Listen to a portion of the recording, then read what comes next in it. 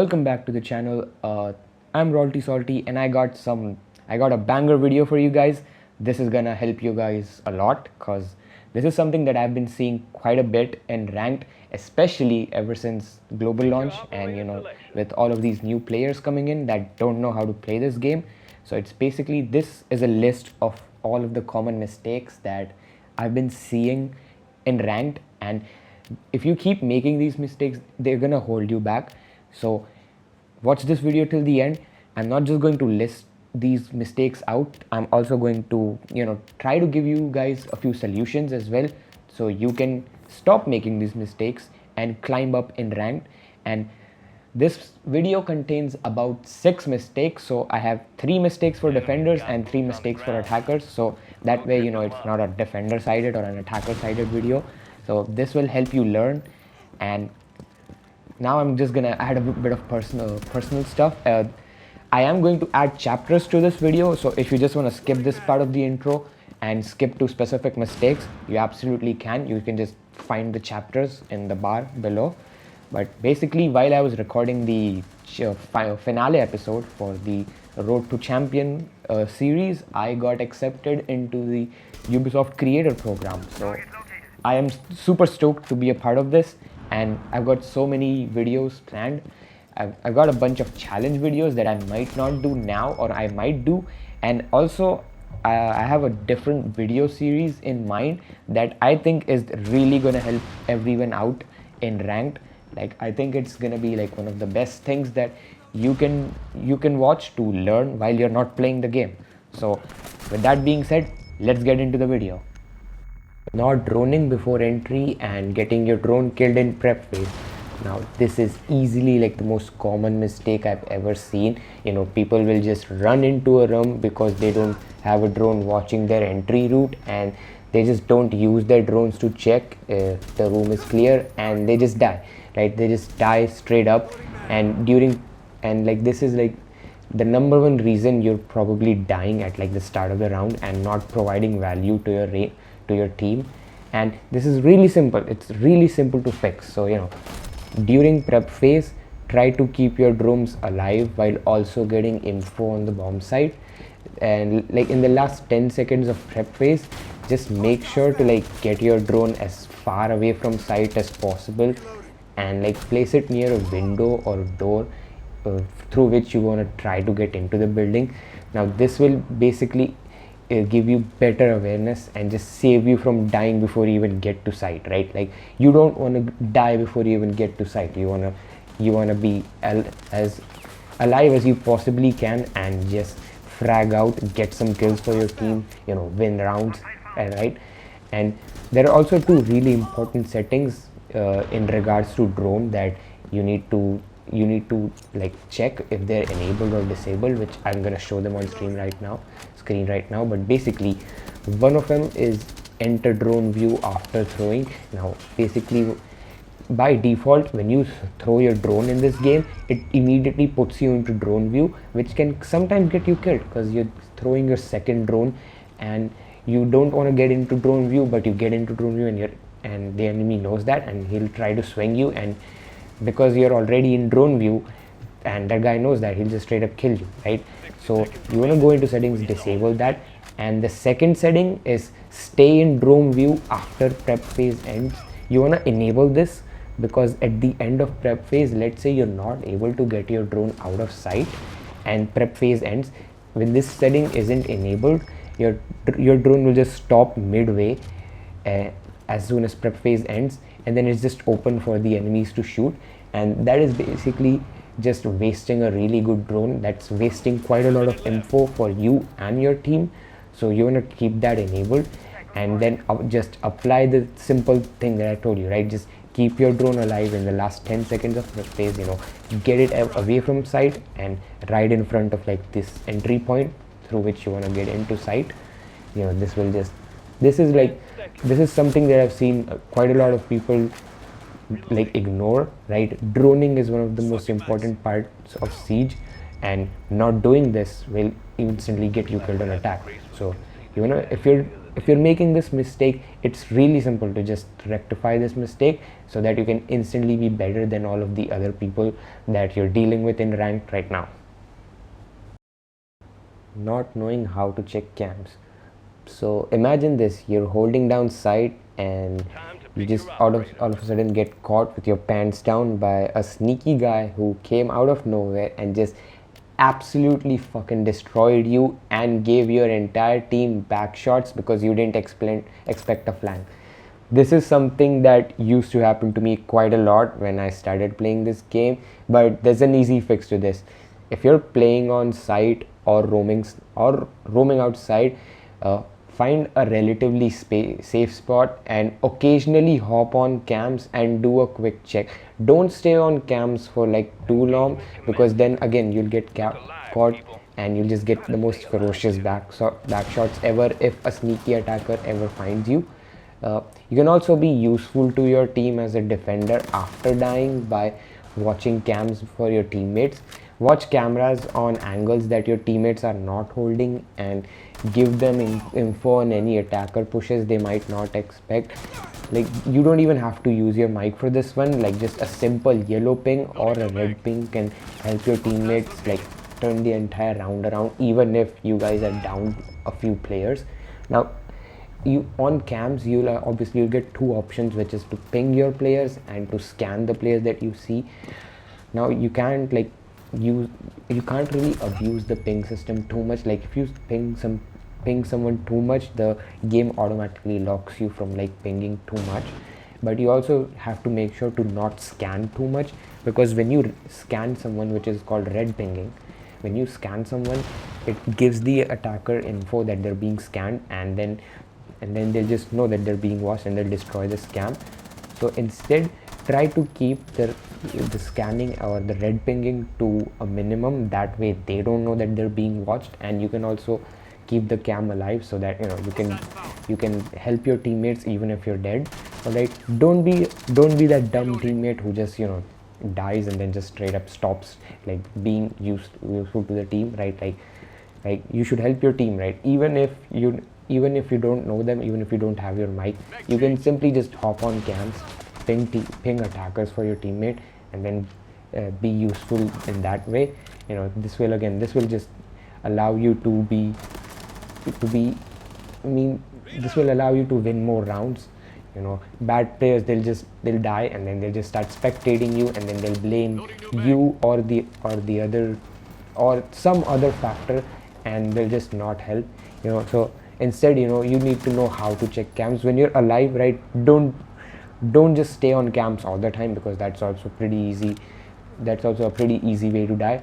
You should know how to just quickly check cams and be useful, and when you're dead, obviously you should just be helping your team out through cams as much as possible. Rushing site from the same angle. Now, every site has one main wall that gives you access to the entire site and is the fastest way into the site, but that's also a pretty easy way to get killed, because if your entire team is just pushing through one line of sight, then it just gives the defenders like an easy way to kill you, because they only have to aim at this one doorway and then they just have the round. So instead, what you should do is approach the site in using different angles, right? Instead of the entire team going through just this one route, you should have like one team pushing through main wall, a few players pushing from other angles. When you approach site from different angles, it forces defenders to like think about multiple places at once instead of just one wall, and you can use this pressure to your advantage by like basically just putting so much pressure on them and making them think about so many different angles, and then just sort of catching them off guard and just handing you the round, right? This is a mistake that I usually see only in lower ranks though. So it's an easier to it's sort of an easy to rectify mistake, right? All you have to do is just push through different angles, right? Spread out a bit more, and then just absolutely just start fragging basically, because you will see results when you take different approaches to this game. That's the beauty of this game. You take different approaches, you experiment, you find something that works, and then you just start seeing results through that. Again, the entire philosophy of this video and just this game in general is that you should not be afraid to lose gunfights, because that's how you're gonna learn. That's how you will learn to be better at this game. You're not gonna immediately just touch this game and become fucking Spoit or Bolo. Even those guys, they didn't become goats from day one, right? They experimented, they tried new angles. That's how they learned. So don't be afraid to just die, right? If you're making these mistakes, it's fine. Everyone makes mistakes, but that's the whole point of this video, right? You gotta learn. You gotta learn eventually. So keep making mistakes and keep learning from those mistakes. Let's stir up some trouble. Reinforcing the wrong walls. So the entire defending team has access to 10 reinforcements which they can use throughout the round, and every site in this game is designed in a way that like they're all like clumped up close to each other. So A site and B site will be right next to each other. It's not like Call of Duty, right? Like in Call of Duty, right, A bomb is all the way in one side of the map and B bomb is in one side of the map. Now in Siege it's different. Both sides are relatively close to each other. The most you'll see is they'll be like separated by like one room, but most of the time they're all close together, and they often usually share one wall which connects them both together. So it is very important to understand which wall you should reinforce to stop attackers from pushing, and which wall you should keep as soft instead of reinforcing it, so that you can break this wall using shotguns and allow for easy entry in and out of sight. So this is a really common mistake when it comes to even using Mira setups, because I keep seeing players, they'll reinforce both walls and then they'll put a Mira wall on both of these reinforced walls. That's not how you set up. That's not how you get the best use out of Mira's gadget. Like the best way to set her up is you reinforce one wall and you keep the wall right next to that reinforced wall as a soft wall. Then you place the Mira gadget on the reinforced wall and you just shoot a few holes in the soft wall.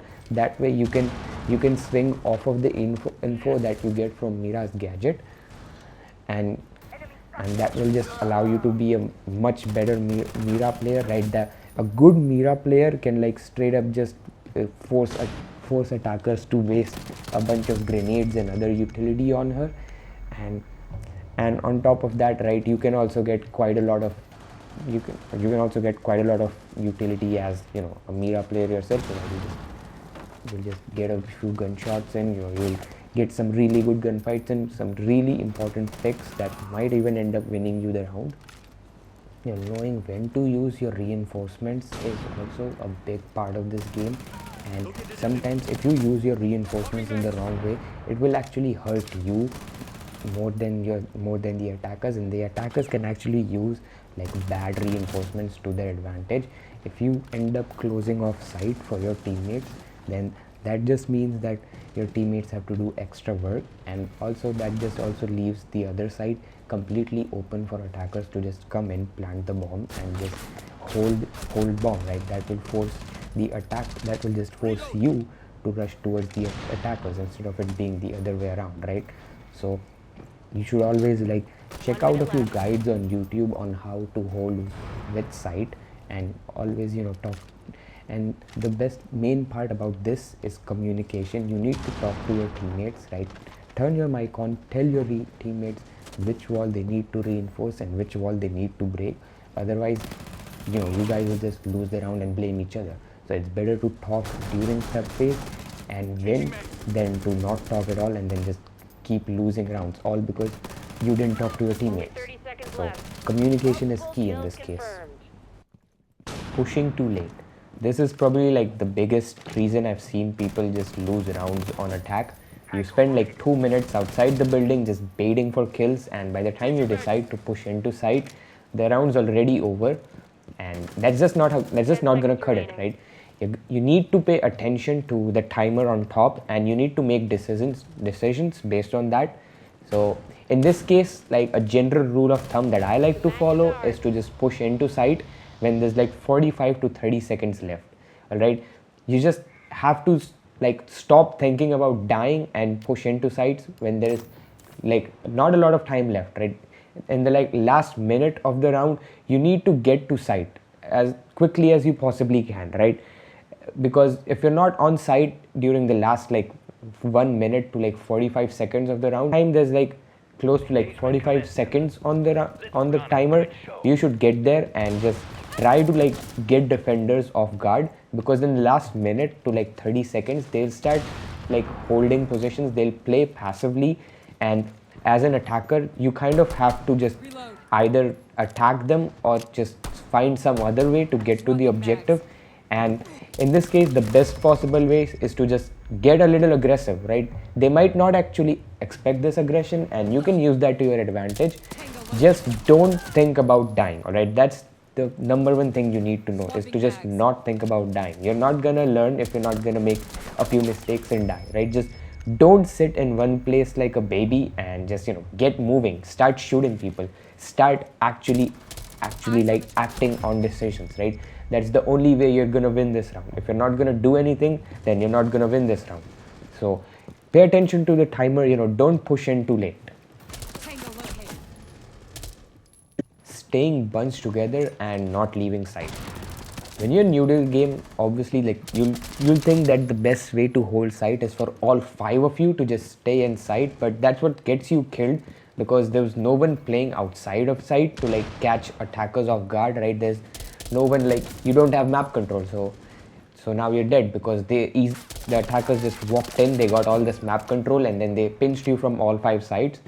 So what good players will do is they'll extend out of sight, you know, they'll try to get more map control. This way this will allow attackers to just sort of like waste more time, because the attackers can't just walk in, they'll have to clear you out, they'll have to, and that will waste their time and utility before they even get to site. So you don't have to play like, you know, you don't have to play like 5 planets away from site, right? Just playing like one room right next to the site is more than enough. The objective of this is to not think about getting kills, it's to just wasting time as much as possible, all right? All you need to do is just focus on wasting the attacker's time, and then that's it. The round is just in your hand, because this entire time the attackers were busy trying to clear you out from that room instead of, you know, trying to get to site. And this allows you to basically win by just holding a few angles that are not on site. You know, you're just like one room away from site, and that alone puts enough pressure on the attackers to think before entering the room, and that just gives you a free round, right? That is probably like the best way to win site, is to just get map control. So as defenders, you should be focusing on both wasting time and denying map control from attack.